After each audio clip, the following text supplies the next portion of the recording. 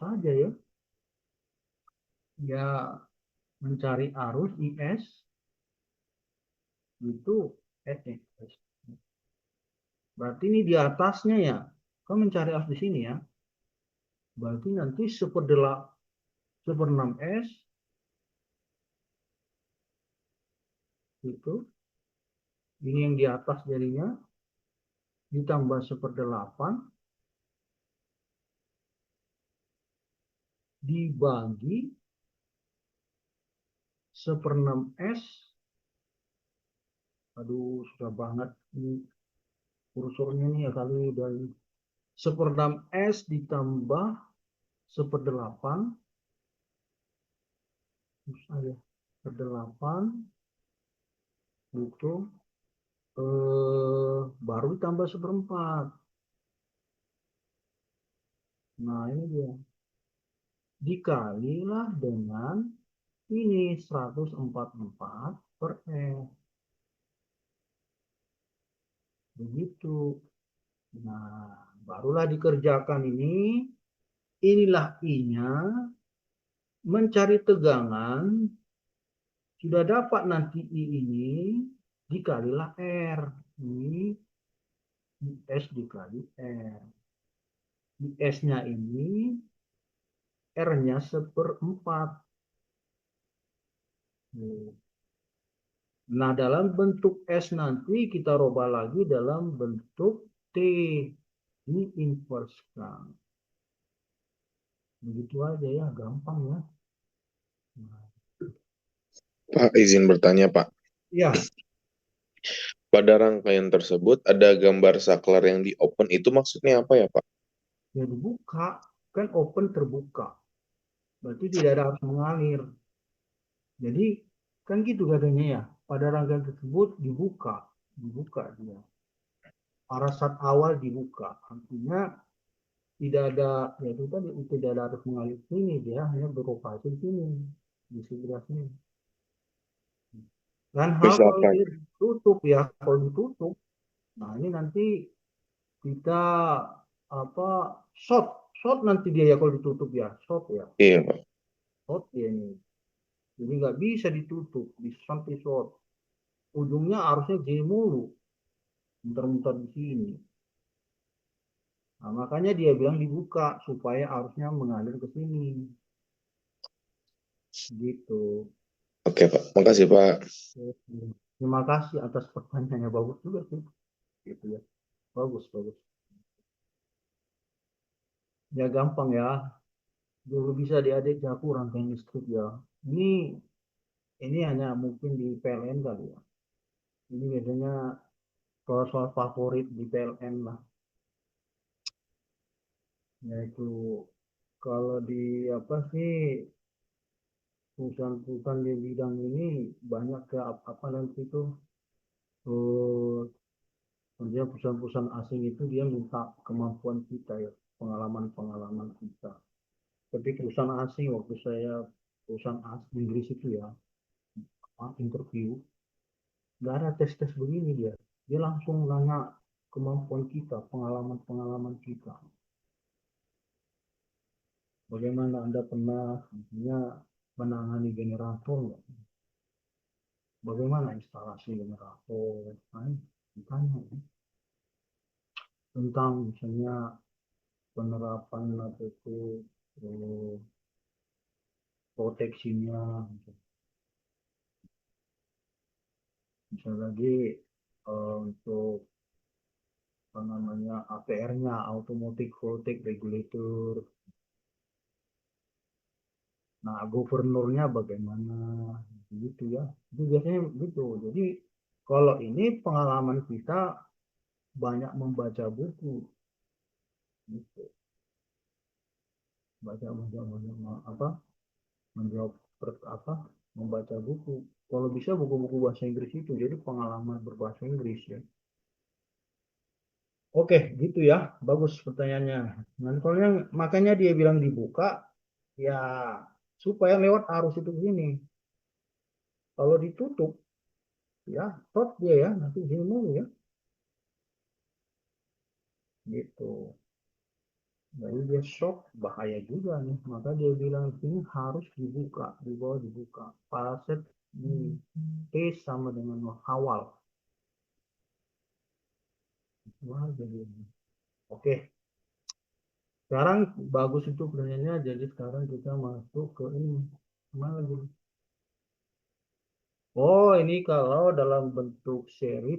Nah, ini biasa kalau RL1 kan kalau tahanan itu, jadi ini semua dalam bentuk tahanan ya. SL ini tahanan dalam bentuk Laplace-nya lah ya.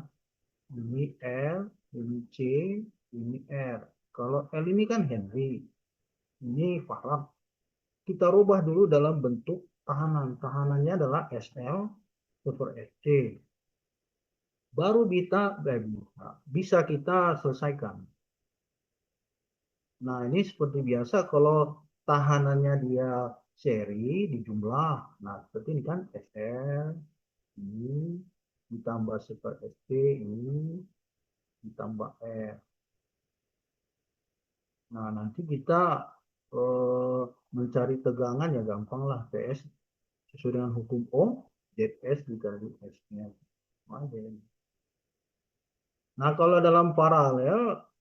paralel kan tahu sendiri, kalau paralelnya super R total gitu kan. Super R total dalam R dulu lah ya. Super R1 kan gitu ya. R1, kalau R di sini R1, di sini R2, R3, kan gitu cara kita mencari R totalnya. Nah, sama seperti ini. Nah, ini dia kan bentuk Laplace-nya SL. Kalau yang ini bentuk Laplace-nya seperti tahanan ya. Nah, ini kita mencari Z total lah ya, karena memang ini ada RLC, jadi impedansi. Impedansi totalnya itu adalah super ZS, super R, super SL. Nah, ini dia super super SC jadi SC. Jadi kalau mencari tegangan nanti ya I dikali, ya, tinggal kita jumlahkan saja, ini nanti samakan penyebut ya. Samakan penyebut, inilah dia artinya. Ini ya, samakan penyebut ini. Nanti dapatlah SC S per C gitu. Dan dalam bentuk paralel. Ini sebenarnya bisa solusi kalau misalnya kita persamaan diferensial agak lemah misalnya kan, bisa kita menggunakan Laplace ini, ya kan? Karena Laplace ini juga dari hasil persamaan diferensial kan, ya. Laplace diferensial ini dia, dan Laplace diferensial untuk LSL, untuk ini integral ya, Laplace-nya ini. Nah, sekarang kita coba lagi ini mana ada lagi. Nah, ini ada contoh gitu kan. Mau tinggal kita apa di sini? Definisikan fungsi tegangan pada rangkaian di bawah ini. Oh, ya tentu kan tegangan I dikali Z. ZS ya. I-nya sudah dapat nih. Nah, ZS tentu kita cari impedansi totalnya ini. Nah, ini kan saklarnya terbuka. Kalau tertutup, wah, nggak bisa kita kerjakan. Ngapain dikerjakan ini? Harusnya nanti gini-gini mulu ya. Gini-gini mulu. Short. Jadi dia terbuka. Ya. Terus nanti ini eh, nah ini kita laplaskan 2 per S. Ini laplasnya adalah LS seperti S. Ini kan R. Nanti dia jadi begini. Ini dapat. Tinggal kita substitusikan apa namanya besarannya ya. T-nya berapa? 0,05. Terus nanti dapatlah ini jadi apa nih? Oh, apa ya? Kuadrat ya. Kuadrat ini. Enggak, ya gampang lah, rumusnya kan PSI dikali ZS. ZS-nya ini, I-nya nanti IS gitu ya. ZS-nya dapat ini. Nah, IS-nya 2 per S. Jadi ini ZS-nya, IS-nya ini. Kita kalikan, dapat lagi. Nah, ini saya bisa cepat ini ya. Ini jadi kalau di inversekan dia 40 atau sini gede ini gede. Kita inversekan jadi 40 per S kuadrat tambah 2. Oh, bisa dibuat gini. S tambah 1 kuadrat gitu ya. Kuadrat ditambah 4. Tambah 4. Ini bisa kita rubah seperti ini. Ya kan? Jadi S kuadrat tambah 2S tambah 1 tambah 4 jadi 5. Nah, ini bisa langsung ya. Ini dalam bentuk kalau di atasnya konstan berarti sinus ini ya. Jadi oh ya benar sinus kan. Jadi dia jawabnya nanti 40 sinus sinus. Oh, tapi di sini kan 4 harusnya 2 di sini ya. 2 harus 2 berarti bukan 40. Di sini 4 di sini harus 2 kan. Berarti harus 2 ini berarti ini salah. Ini jadi 20. 20 ini jadi 20 ya. 20 20 kali 2 40 ya. 20 sin 2 4 di sini jadi 2T. Jadi 2T. Nah, karena ada sini S tambah 1 berarti dikali dengan E pangkat min T. Jadi ya ini 20 E pangkat min T sin 2T. 20 E pangkat min T 1 ya. Min T sin 2T. Nah, ini bisa begini jawabannya. Untuk inverse-nya ini. Coba cek ke bawah sama nggak jawabannya? Ini nggak sama. Sama. Sama ya. Ah, ini sudah ada di sudah ini. Ya. Jadi begitu. 20 E pangkat min T sin 2T. Ini apa kalau bisa jadi menguasai Laplace ini ya. Memang Laplace ini untuk kontrol ya. Selalu pakai Laplace kontrol. Ya ada hari tanpa Laplace. Pernah saya cerita itu S3 Laplace lagi. Karena riset saya kendali motor ya. Kendali motor pakai VGA. Makanya itu Laplace-nya dirubah lagi ke dalam transformasi jet. Kenapa? Bentuknya diskrit, kan digital. Kalau Laplace-nya dia continuous. Continuous. Nah, kalau dia pakai Arduino, terus pakai DSP, gitu dia Laplace ya. Tapi kalau menggunakan FPGA, dia pakai jet transform. Karena dia diskrit, digital. Nah, itu capek banget itu kuliahnya, belajarnya itu ya. Merubahnya itu gimana gitu. Nama juga S3 ya. Itulah perjuangan itu ya. Ini apa nih? Tentukanlah. Ini bisa lah sama lah seperti tadi ya. Sama aja. Nah, ini dia simplifikasi ya. Ini secara umum aja bahwa kalau L itu SL, kalau T-nya super SC, kalau dalam bentuk konstan dia bagi S entah 50 per S ya. Sama lah ya. Nah, ini juga kalau rangkaian dalam bentuk mesh. Mesh itu ya gampang aja ya. Kalau tahu bagaimana mesh, ya kita kerjakan aja ya. Cuman dirubah aja dalam bentuk Laplace. Laplace dia ya. Nah ini kalau dia tidak pakai Laplace, nanti kita repotnya ini merubah dalam bentuk LDI itu apa turunan ya, LDI per dt ini per c, repot ini, repot banget nih ya. Nanti ataupun kalau apa omega L tapi omeganya nggak ada, berarti harus menggunakan persamaan diferensial ini, dan ini persamaan diferensialnya repot.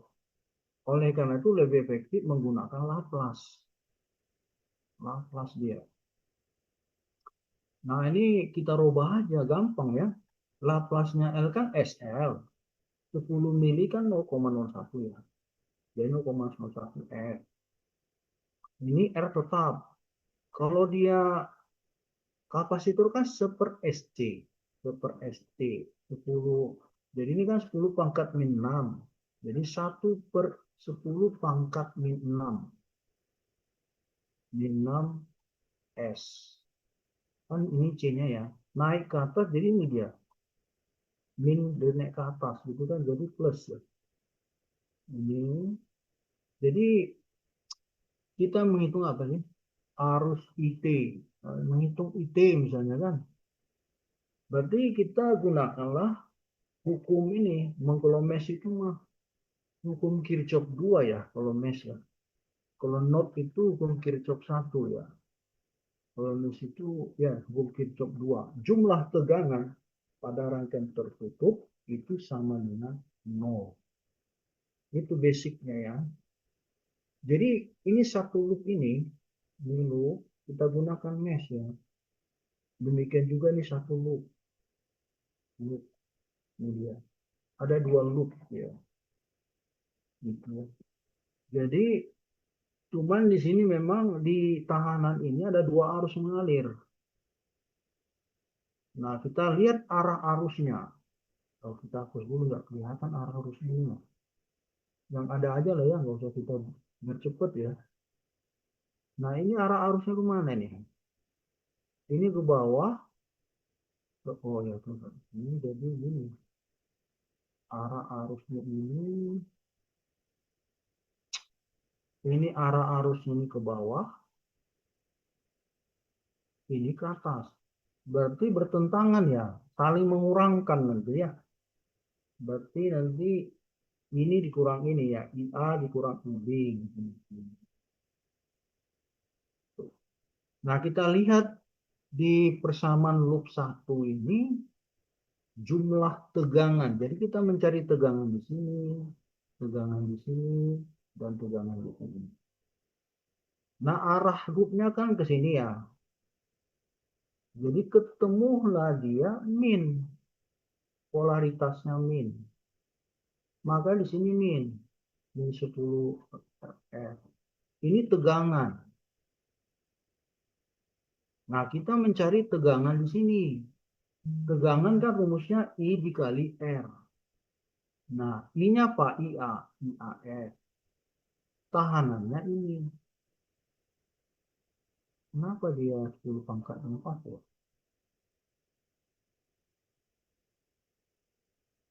Hmm? 0,01 F. Oh, sudah digabung dengan ini 10 ini 10 kilo. Oh, pantas. Oh, ini 10 kilo ya. Kok 10 pangkat 4 ya? Harusnya kan I dikali ini kan. I benar nih. I dikali 10 pangkat 4. Oh ya 10 pangkat 4. Iya ya 10 kilo ya. 10 kilo itu ya 10 pangkat 4 lah ya. Oh benar. Oke.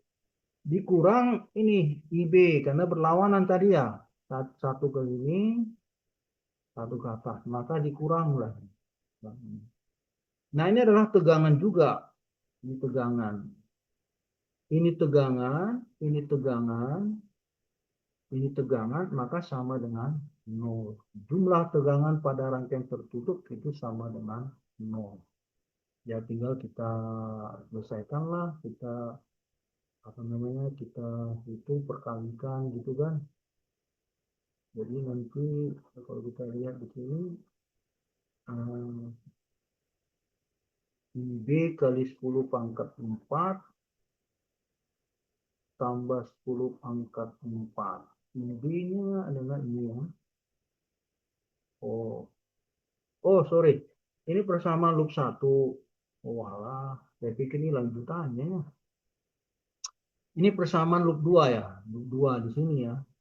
Loop 2 ini sini. Ini loop 2 nih. Nah, loop 2 dia IB. IB ya melewati ini ya, melewati R. Ini dia. Terus dia mau melewati kapasitor ini dia ya.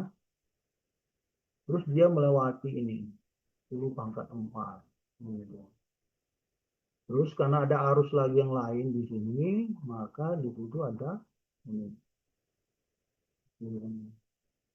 Itu sama dengan oh sorry, ini loop 1, ini loop 2 ya. Oke. Nah dari sini ya bisalah adik-adik kerjakan ya. Bilang nanti apa memang repot ini kali-kali ini. Nanti dapatlah ini ya IA-nya dengan pakai apa ini ya? Substitusi ya. Substitusi ini kayaknya. Bisa lah mau dia pakai eliminasi, cara eliminasi atau cara substitusi. Oke, itulah gampang lah ya. Mes. Ini hanya merubah dalam bentuk S kawasan frekuensi ya. Gampang. Nah, kalau kita lihat hasilnya, nah ini setelah dihitung gitu, ya kita masukkan IA-nya segini, 2S tambah 10 pangkat 2 per S IA. Baru nanti kita substitusikanlah ke kebersamaan ini. Nah ini jadi kalau dihitung dia, oh ini dia ya, atau mana notek ini? Ini kan 10 min 10 per S yang loop 1 ya.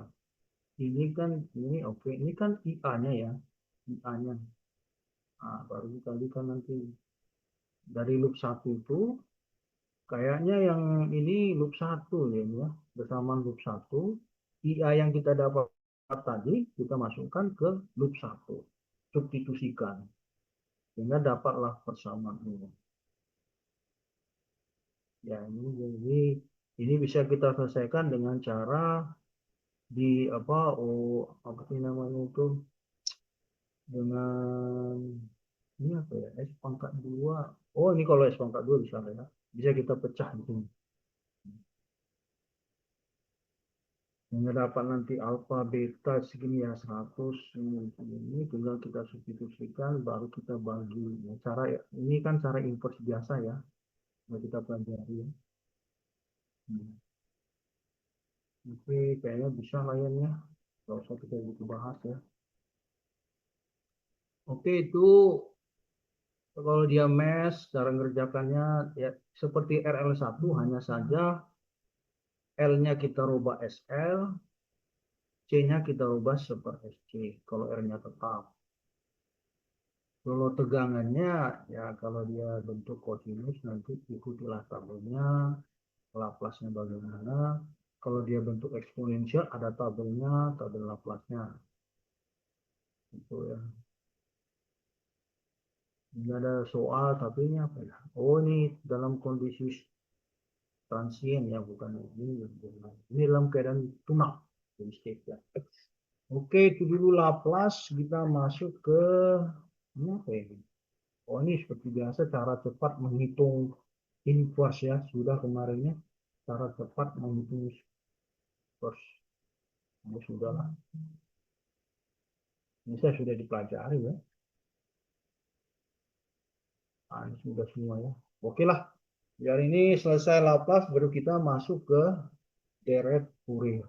Nah, deret Fourier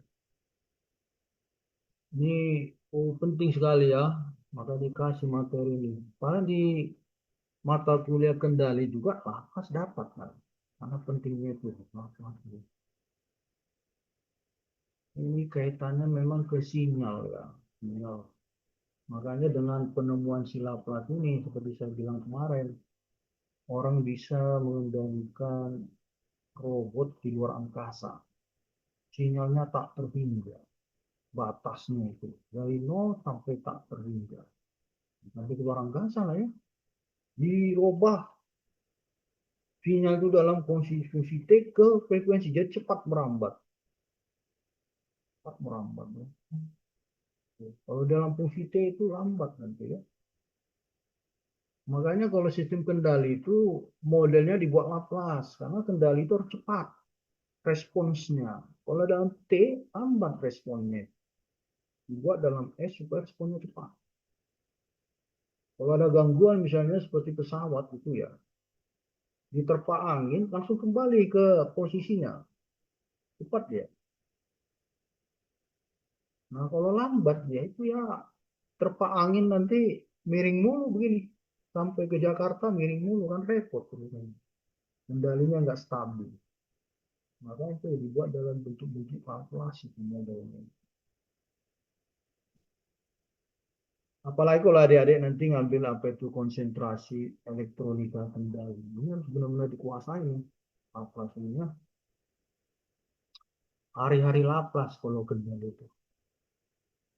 Oke, sekarang kita masuk ke materi berikutnya. Kita subscribe dulu. Laplace selesai, kita masuk ke sesuai dengan RPS-nya Fourier. Deret Fourier juga udah belajar ya kalau di matematika berapa gitu. Deret Fourier. Sinyal nih ya. Ini penting banget. Ini kan urusannya ke sinyal-sinyal ini kita analisis sinyal ini. Terutama lagi nanti kalau adik-adik ini ngambil konsentrasi telekomunikasi kalau ada ya. Telekomunikasi hari-harinya deret Fourier aja tuh. Kalau saya lihat itu paper-paper di bidang telkom, ya itu ada persamaan Fourier mulu di situ. Kalau di bidang risetnya telkom itu Fourier, ada juga Laplace-nya kan sinyal juga. Makanya ilmu kita ini ilmu-ilmu berat ya. Jadi kalau ada yang menguasai ini semua ilmu elektronik, tapi biasanya tidak ada yang bisa menguasai ya. Kalau misalnya ya 80% aja, atau udah tinggian kan ya, 60 aja. Wah, ada hebat itu. Ada ini nanti sukses lah. Ya, baraknya syarat teorinya jago nih. Prakteknya jago banget. Nah, ada sih prakteknya 50, teorinya 20%. Ada yang begitu juga. Praktek jago deh. Kalau teori bingung. Penting kasih gambar bisa beres gitu. Nah, ada yang begitu ya. Ada yang jago teorinya 50%. Ya, prakteknya 20%. Tapi umumnya ya, umumnya nih. Yang jago teori ini yang karena ada masalah nanti tinggal ngomong aja, analisis aja. Analisis. Oh begini solusinya. Nanti diimplementasikanlah teman-teman kita yang jago praktik. Ya. Jadi kalau bisa ada yang jago teorinya itu tinggi ya. Bisa troubleshooting gitu. Ada gangguan di sana, gimana solusinya? Mengamankan itu ya, analisis itu, hitung-hitungannya. Makanya kita kuliahnya dijejali banyak matematika ya. Sebenarnya kalau dihitung pun kita, ada pernah saya coba itu, dihitung secara teori misalnya. Kalau di prakteknya sama aja hasilnya. Saya coba rangkaian listrik itu ya. Saya pilih, hitung nggak ada. Terus saya beli komponennya, kapasitor, induktor.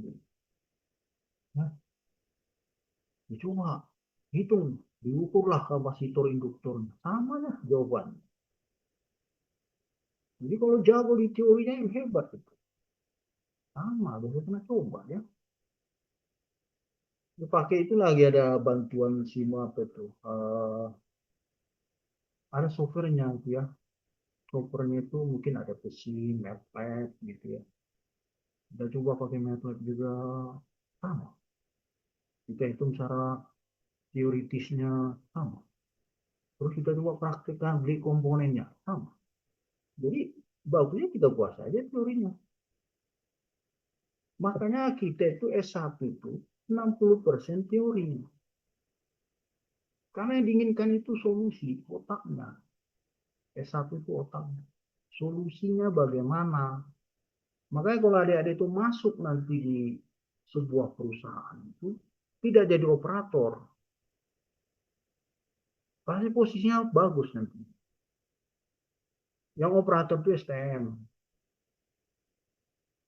Jadi jangan nanti adik-adik ini udah dapat ijazah S1-nya. Ada lowongan PLN yang dibutuhkan anak SMA di sana. Dan adik-adik melamar. Nanti adik-adik ditempatkan jadi operator. Karena SMA kan banyak kasus begitu. Lo kok saya S1 loh, kok jadi operator? Ya kan Anda melamar melalui ijazah SMA. Ya udah tempatkan jadi operator. Operator tahu sendiri, cuman jalankan, start, nungguin di situnya, tunggu, udah habis jamnya stop, gitu doang lah operator itu. Ya tahu sendiri lah gajinya berapa itu. Nah begitu, makanya kita itu harus kuat di situnya. Jangan ada itu mahasiswa itu kalau udah langsung matematika langsung pusing dia. Soal gimana? Nah ininya S1-nya begitu ya. Ini S1-nya. Kita bukan D2 gitu ya. Ini dijejal ini lagi Fourier, Laplace. Ya itu supaya kita ini kuat di dalam menganalisis solusinya gimana. Gitu. Oke? Nah, itu makanya jangan langsung. Saya dulu waktu kuliah S1 dia. Kenapa hari-harinya matematika mulu? Udah kalkulus matematika 4 hitung lagi ini gitu. Apa kapan prakteknya ini? Gitu. Ternyata setelah saya ini jalan ternyata benar juga harus kuat teorinya. Kita kuat. Cuma harus kita bisa menganalisis masalah apa, solusinya bagaimana. Untuk bisa gitu harus kuat teoritisnya. Kalau sudah kuat teoritisnya, praktisnya gampang. Ada yang terbalik, praktis dulu ke teoritis. Nah, repot juga. Kalau bisa sih teori dulu baru praktis. Oke, sekarang kita masuk, itulah sebagai gambaran lah pada adik-adik ini. Bagaimana S1. Ya. Ini ada, karena kita RPS-nya itu Fourier ya. Jadi ini urusannya sinyal. Sinyal. Jadi yang menemukan Fourier ini, namanya siapa itu ya? Jean Jean Baptiste Joseph Fourier. Nah ini. Jadi itu enaknya. Kalau saya menemukan sesuatu Charles misalnya, wah ada teori Charles gitu ya. Wah, jadi diabadikan nama dia karena sangat apa ya, benefitnya tinggi banget. Jadi adik-adik misalnya menemukan sesuatu yang menguntungkan, mencengangkan dunia gitu ya. Ah, teorinya buat nama adik lah. Ini namanya siapa dah? Muhammad Adnan. Kan bisa juga. Teori Adnan kan gitu ya. Bisa juga gitu ya. Gitu. Iya, Jane Fourier ya. Kita yang belajar zaman sekarang udah tahun 2025, pusing 7 kali ini. Gimana dia menemukan dulu ya? Di Fourier ini. Pinter banget berarti ya. Ini orang-orang dulu pintar ya. Ilmu yang dia buat aja kita pusing 7 kali ini. Dia si Fourier ini menganalisis sinyal dia. Dia bilang begini, semua bentuk fungsi grafik gitulah ya. grafik itu dalam bentuk sinyal ini bergerak secara periodik, berulang-ulang ya. Dan bentuknya sama, berulang-ulang. Jadi grafik itu awalnya bentuknya misalnya begini, berulang tuh nanti terus. Tidak ada sinyal itu awalnya begini, sinus lah, tiba-tiba jadi begini-begini. Tidak ada itu ya. Berarti ada masalah. Misalnya ada lagi segitiga, enggak. Biasanya berulang secara teratur dengan bentuk yang sama. Tidak ada itu awalnya sinus, tiba-tiba segitiga, trapesium. Nah, jadi bisa juga ini kita simpulkan kalau kita misalnya menganalisis sebuah gelombang grafik. Jadi misalnya generator itu bagusnya adalah keluarannya sinus, berarti generator tidak bermasalah. Ini keluar dari generator kan AC ya. Tapi kalau seandainya keluarannya itu awalnya gini, tiba-tiba jadi gini-gini. Wah, waduh, ini generator bermasalah. Waduh, stop, stop, stop, stop, stop. Langsung kontak operatornya, generator di stop. Berarti ada terjadi apa namanya transien atau apa gangguan gitu. Berarti relaynya nggak bekerja. Jadi dia analisis menggunakan gelombang ini. Jadi adik-adik harus tahu. Ada mengajar saya tanya nih, ada mahasiswa di sini, pusing juga saya. Saya tanya, kalian udah semester 4 elektro ya? Ya Pak. Ini gelombang apa? Katanya. Nggak tahu. Oh, aduh, nggak tahu. Ini sinus, sinusoidal. Nah kalau ini teknik elektro tapi nggak tahu bentuk gelombangnya gimana ini? Aduh, heran juga ya dari semester 4. Berarti nggak pernah belajar nih anak. Soalnya jalan-jalan aja. Sinus. Nah saya tanya lagi nih, ini gelombang apa nih? Diam juga, nggak tahu. Ini eksponensial. Jadi ini harus adik-adik kuasai juga eksponensial. Ini menunjukkan kendalinya bagus nggak? Step responnya bagus nggak? Dia overshoot bahaya. Jadi kita harus mengenal gelombang itu. Wah, terjadi overshoot. Waduh, ini kendali kita nggak beres nih. Nah, itu langsung kesimpulannya. Tapi kalau seandainya gelombangnya smooth banget begini, step responnya, ini eksponensial ya. Wah, mana? Kontrol kita mantap. Itu ya. Gitu. Jadi ini adalah bentuk grafik eksponensial. Nah, ini juga ya, ini kenapa sampai nggak tahu ya? Jangan sampai adik-adik jangan sampai itu juga ya harus tahu lah ini grafik eksponensial, ini sinusoidal. Ini biasanya keluaran dari kendali-kendali motor misalnya. Kendali apalah? Step responnya ini. Berarti step responnya bagus. Langkah misalnya kita pengen kendali itu setting pointnya 300 rpm. Putarannya tetap. Begitu dijalankan motornya, dia cepat mencapai set pointnya 300. Oh, bagus itu. Tapi kalau lelet, begini lelet, habislah lelet. No, itu kendalinya nggak bagus. Lama banget dia nyampe set pointnya 300. Nah, ini bisa kita analisis. Oh, berarti kontrol kita jelek ini. Waduh, bagaimana? Gitu. Nah, itulah gunanya satu itu menganalisis gelombang ini. Nah, itu alasannya belajar apa ini? Fourier ini salah satunya.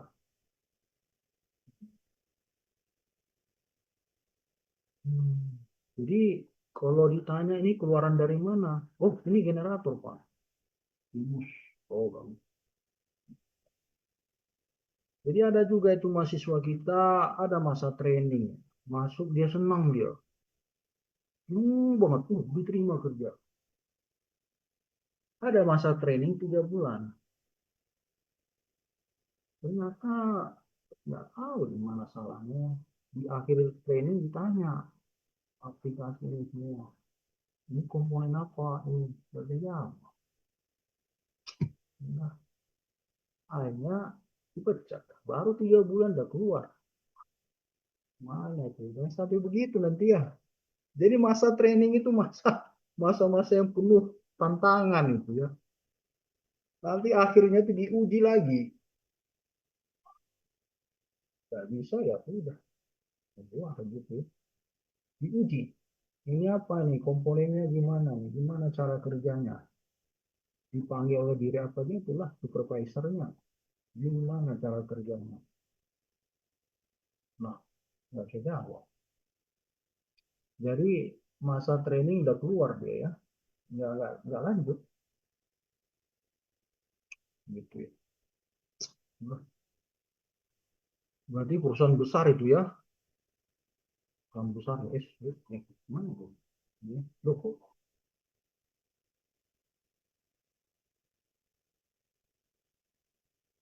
Oke, sekarang kita masuk berikutnya. Jadi dia, loh kok. Oh, oh lanjut ya. Saya pikir beda. Oh ya. Jadi jadi Bu, sinyal itu bisa dalam bentuk sinus dan kosinus ya. Sinus, kosinus. Ini ya. Ini ya.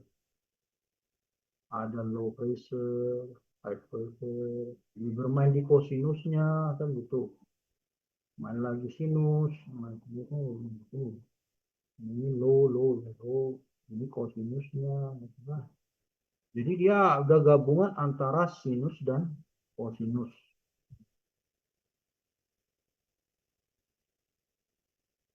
Nah, di sini di sini dia bilang apa? Gelombang itu sama dengan getaran atau sama dengan sinyal atau fungsi. Jadi gelombang itu ada fungsinya. Dibuat dia fungsi supaya bisa tergambarkan fungsi T, fungsi X, gelombangnya. Harus dalam bentuk model matematika. Kalau nggak ada model matematikanya, nggak bisa dilihat gambar itu. Jadi ini harus harus bentuk modelnya apa? Jadi misalnya modelnya apa? Oh, FT-nya model matematikanya adalah 5E pangkat 2X. Nah, itu. Oh, gitu. Atau sinus. Nah, ini modelnya. Kosinus, fungsi T, gitu kan. Jadi harus ada model matematikanya. Kalau nggak ada, nggak bisa digambar. Karena kan gambar harus ada sumbu X, sumbu Y. Jadi ini apanya? Yaitu fx. Ini fungsinya. Bagaimana x itu, y-nya gimana? Sehingga kalau sudah dapat, ya nanti dapat grafiknya. Inilah dibilang model matematika itu. Ya cobalah kita lihat osiloskop misalnya. Yang buat kan manusia itu ya. Kan isinya cuma elektronika dia. Begitu kita hubungkan dengan sumber AC, kenapa osiloskop itu bisa mengeluarkan gelombang? Tentu di IC-nya itu sudah dipasang model matematikanya, baru tergambar grafiknya. Jadi program lah ya, IC-nya itu. Ya kalau nggak ada model matematikanya, gimana kita lihat grafik dan berjalan begitu? Nggak bisa. Nah, itu dibuat program. Nah, apalagi kalau kita bekerja mendesain nanti membuat osiloskop begitu harus bisa model matematikanya. Misalnya model matematika peluruhan apa itu molekul reaktor nuklir, bagaimana model matematikanya? Sehingga dengan demikian dengan model matematika itu bisa kita lihat grafiknya, berarti peluruhannya masih bagus, reaksinya masih bagus. Ada model matematikanya ya. Kalau dia apa itu reaksi fusi, ada model matematika berbentuk diferensial. Ada itu ya. Jadi kita itu dapat waktu kita kuliah apa ya?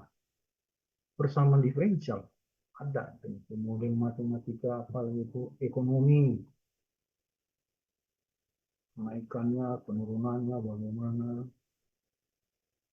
Oke, terus di sini mengakibat ini ada model matematikanya ini di sini dia bilang apa nih?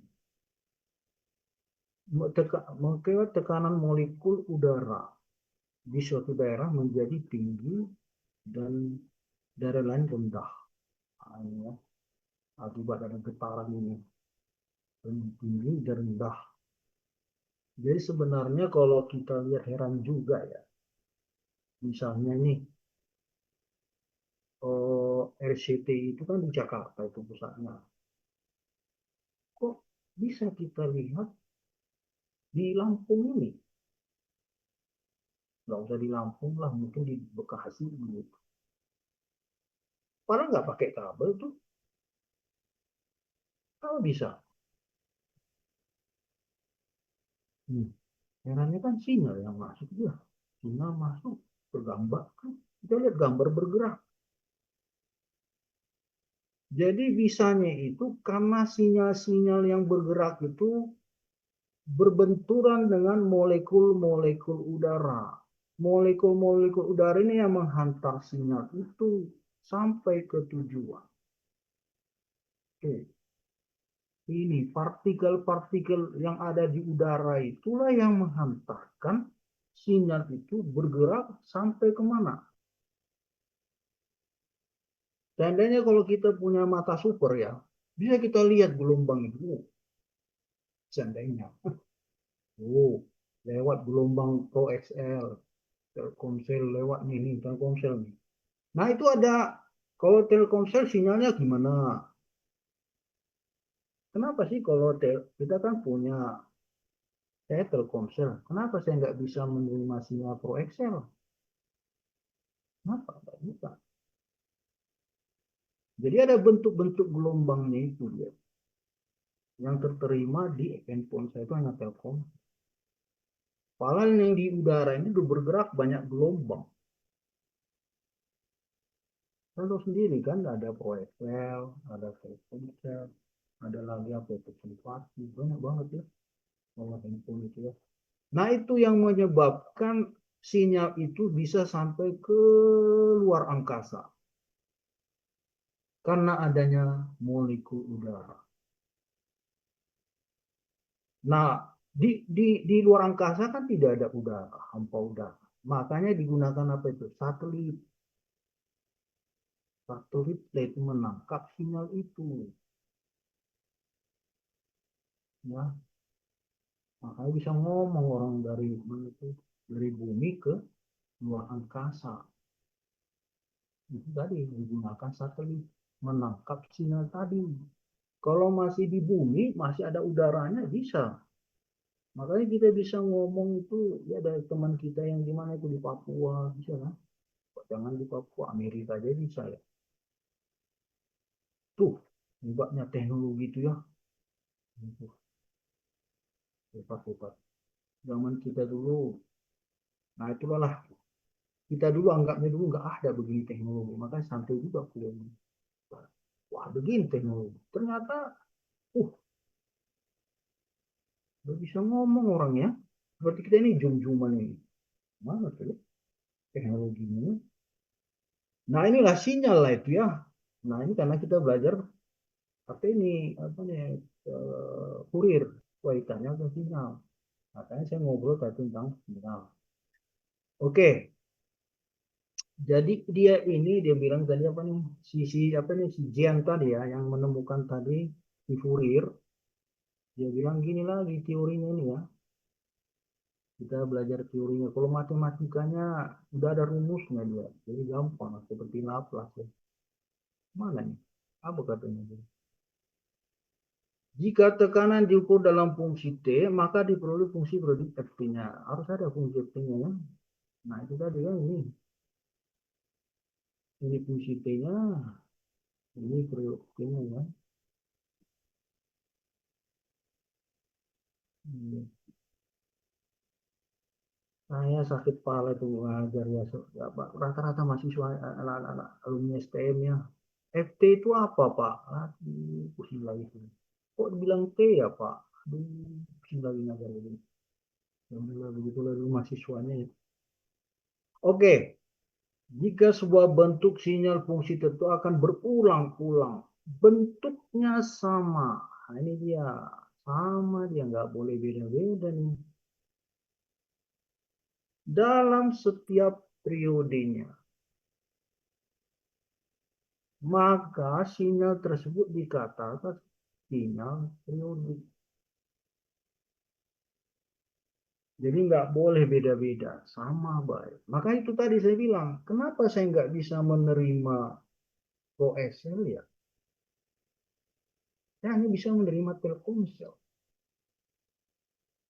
Karena dipasang di sini kan SIM-nya SIM Telkomsel. Jadi bentuk yang sama itu dia tangkap. ProSL beda lagi sinyalnya gimana? Begitu. Kalau bisa saya punya WiFi di sini. Begitu. Nah, ini.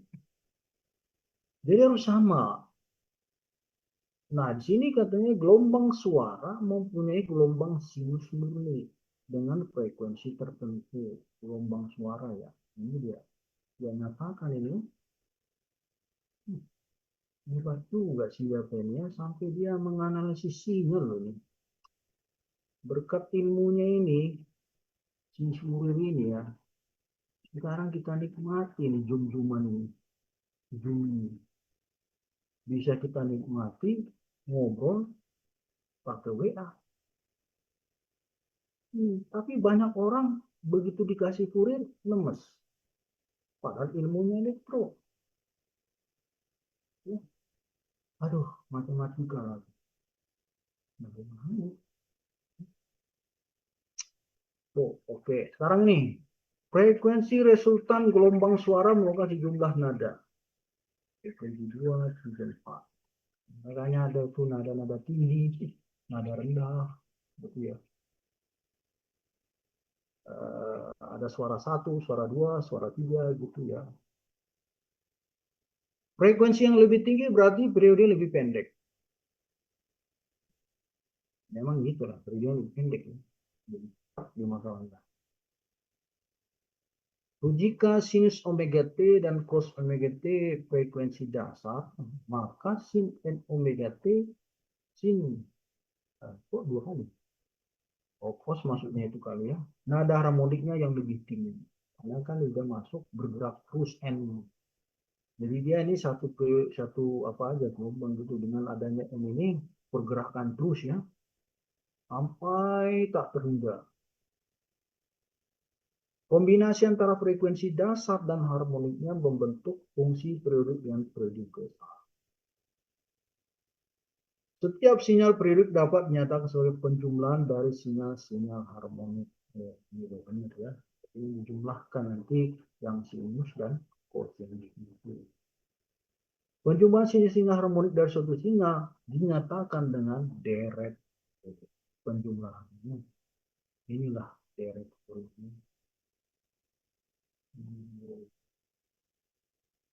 Ya, mungkin saya karena apa ya suka elektro hal yang begini senang banget saya. Deret. Hmm.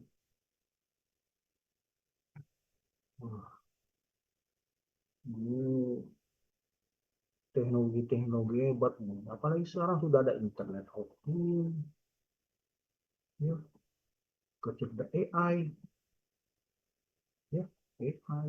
Wah, begitu pesatnya perkembangan teknologinya. Nah, di sini dia Kalau fungsi, mulailah masuk kita ke itunya ya, menjelaskan tadi. Mungkin adik-adik sudah belajar juga ya. Mungkin di matematika berapa. Saya dulu ngajar ini di matematika teknik. Ya, pernah saya ngajar matematika teknik. Saya ajarkan ini. Juga di S2 itu namanya matematika lanjut. Saya ngajar juga matematika lanjut di S2. Di Unila ya. Hmm. Jadi fungsi fx, ya inilah gelombang tadi berfungsi fx ya, mempunyai periodik T. Nah, secara periodik gelombang itu bergerak ya, periodenya T. Atau fx periodik dengan periode T, maka setiap x berlaku. Kalaupun dia berlanjut sampai periode berikutnya, misalnya ini fx-nya itu, kalau ini kita tahu sinus ya, sinus, ini misalnya sin omega t, tetap dibilangnya sinus omega t. Oh ini sinus t. Nah kalau dia bergerak sampai periode berikutnya, dia bergerak lagi, terus. Tetap ini disebut dengan sinus omega t.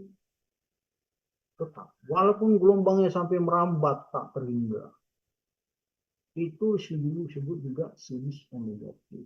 Nah ini maksudnya fx ditambah periodenya, itu juga disebut dengan fx. Sama ya, sama ya. Ini dia mana ini? Ini. Oh. T konstanta positif. T lebih besar dari nol, jadi harus T lebih besar dari nol. Kalau itu berubah. Ini masih ada nih. Nilai terkecil dinamakan periode terkecil dan singkat fs. Grafik suatu sinyal fungsi dengan periode T didapat dengan menggambarkan grafik. Nah, seperti ini ya, berulang-ulang bentuknya sama. Nah, ini kan sama dia. Kapan dia berhenti itulah di satu bentuk gelombang itulah satu periode. Kapan dia berhentinya dalam satu gelombang yang sama. Contohnya kan begini.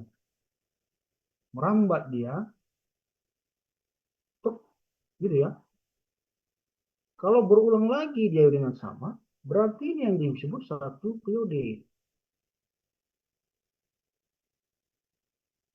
Sama dia berulang-ulang satu periode.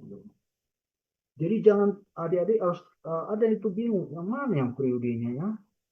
Yang kalau dia bentuknya sama, berulang itu berhenti di mana dia? Seperti ini kan ngalir. Nah, bentuk gelombang berikutnya sama, berarti dia bergerak sampai titik ini. Berarti ini yang disebut satu periode. Oh, ini sudah ada ya. Periode. Demikian juga ini bergerak dia terus. Nah, gitu kan? Berarti ini satu periode. Kita lihat berikutnya ya sama bentuknya. Berarti ini satu periode. Makanya bentuknya harus sama semua. Jangan nanti di sini tiba-tiba di sini sinus. Enggak bisa juga ya. Jangan. Jadi ya sebentuk sama dia. Gelombang itu ya. Satu periode. Ya, kalau sudah tahu periodenya di mana, berapa, sudah gampang mencari deret Fourier-nya. Banyak kelemahan kita itu mencari di mana periodenya. Itu banyak juga begitu. Kalau sudah tahu persamaannya, tiba-tiba mencari periode dia. Apa ya periode ini? Mulai bergeraklah kita, misalnya gini ya, kita mulai pergerakan kita itu, jalankan aja tangan kita itu. Ya. Oh berikutnya sama. Oh berarti satu periode nih. Gitu. Begini ya, bergerak tangan kita ya. Oh, berarti ini satu periode nih. Karena dilihat gelombang berikutnya sama aja modelnya. Berarti ini satu periode.